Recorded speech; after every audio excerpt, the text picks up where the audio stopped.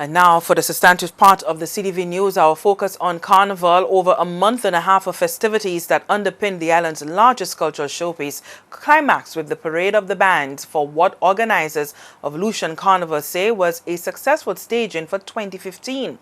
The Carnival Planning and Management Agency, the CPMA, held a press briefing at which the results of the various competitions were released. We break it all down for you. At the break of dawn, hundreds flocked to the city center for the traditional Juve. 4 bands made it to the winner's circle. Paula James served as the chief judge for the festivities.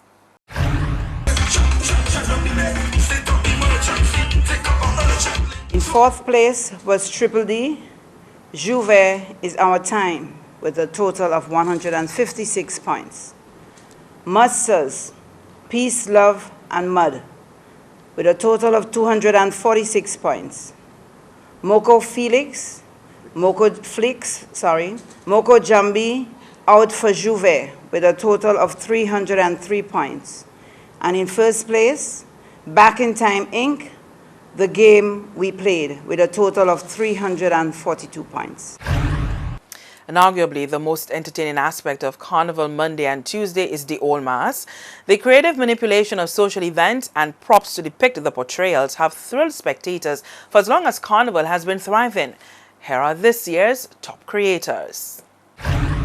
In 4th place, Leslie Charles, Mama Guy in the House, with a total of 153 points. In 3rd place, Matthew Mark, CSA, See Through Mary, It's Yellow, Yellow, with a total of 179 points. Carlton Ishmael, Police Thief, On the Rise, 181 points, 2nd place.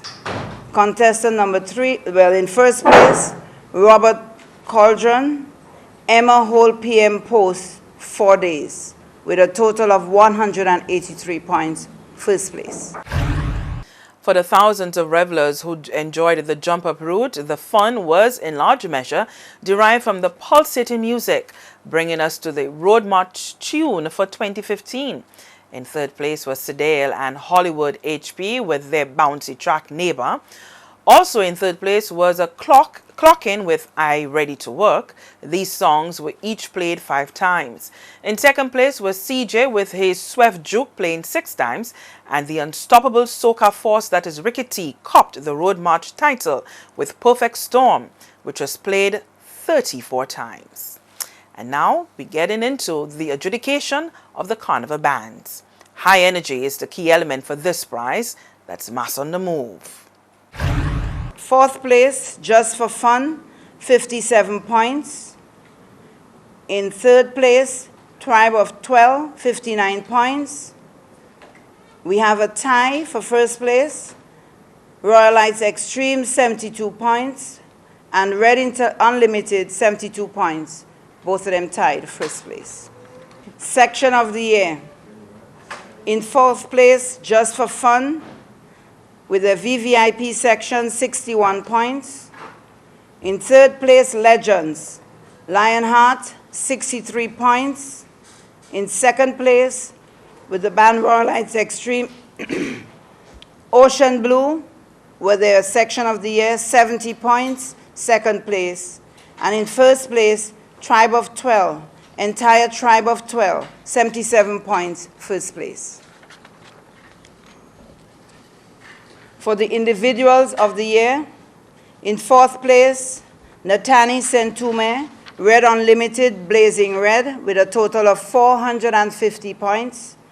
In 3rd place, Giovanni Sentume, Red Unlimited, National Treasure, with a total points of 462.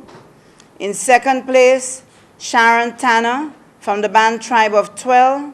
And in 1st place, Adrian Auger, from the band Tribe of 12, Legend of the Featherhead Serpent, 498 points. Royal Lights Extreme placed 4th in the Best Portrayal of Theme category with its take on Beneath It All. Just for Fun was 3rd with its portrayal of Out of Africa. Red Unlimited came in 2nd with its Yin Yang portrayal.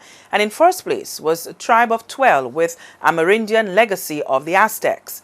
The bands kept their exact positions for the Best Designed Band category. And here's Chief Judge Paula James with the coveted Euralis Booty Band of the Year title. In fourth place, Just for Fun, Out of Africa, the language of the tribe, 359 points. In third place, Royalites Extreme, Beneath It All, 362 points. In second place, Red Unlimited, Yin Yang, Balance and Harmony, 379 points. And in first place, Tribe of 12, Amerindian Legacy of the Aztecs, 405 points. And that is our band results for 2015. Now, the chairman of the CPMA says despite a few hiccups, this year's Carnival season was an overall success. 9 costume bands participated in the parade, representing a decline over last year. Whilst there were fewer bands than 2014, the number of participating revelers was just as high because we saw the likes of Just for Fun topping the scale at 1,500, and they continue to grow. And by all accounts, the revelers had a good time. We also, look at the growth of the other bands, the Red Unlimited at 800. Toxic was also a large band, as well as Insanity, the freshness and the size they brought to it. So that augurs very well. But not forgetting all of these large bands, we must also commend the smaller bands. And one that immediately comes to mind is Insomé. We know that they have kept at it, and we've seen them progress year after year. The designs have improved, and that is what we look forward to in the whole carnival. And having mentioned them as well, we must also comment on the fact that they participated in the King and the Queen's band this year, which is a big step for them as a small band emerging. And it shows what persistence can do in terms of carrying the mass and keeping it alive. The CPMA chairman also lauded the efforts of the artists in getting music on the airwaves early in the season, something he says that set the tone and pace for Carnival. The music was released early in the year, and that created a hype. It created the demand, it drove the excitement, it drove the number of fetes that we had this year. And I don't think any other year we've had that number of fetes back to back almost. And each of them, from our understanding, were a success in their own right. So the artists must be commended for that. The production houses, because you don't just create that music overnight, there's a lot of work that goes into that. And I'm sure already they are starting to work on 2016. So it shows that if we all work together and we take this Lucian Carnival, all aspects of it, the music, the costumery, all aspects, it can deliver the benefits that we see. And in as much as soca music was the driving force in Carnival this year, there was widespread disappointment with Calypso from the lack of cooperation under Start, as that group tried to salvage the art form's contribution this season to the new venue for the finals. The comments from patrons there were, they were satisfied with the arrangements, but as a CPMA, we have identified some areas that need to be improved for that venue, should that be an option in 2016. Because as we did indicate in the announcement, that was an arrangement for 2015, and we will review it again in 2016, depending on how the season unfolds. We've also seen the massive crowd at the Groovian Party Monarch on Sunday. The artists gave a fantastic account of themselves, and despite the late start of the show, it went well, it has high energy. The CPMA chairman says what is needed now is a thorough analysis of Calypso in St. Lucia, from the management to the performers. It's not a question of material. For those of you who were in attendance at the school competition, fantastic material. For those of you that were in attendance at the KAISO headquarters, just as great. Intercommercial, no exception there. So, but when you move to the big yard or the big Calypso events, then it becomes an issue. So all of the persons involved in that process must be able to work together, agree to disagree at times, and think about the art form as a whole.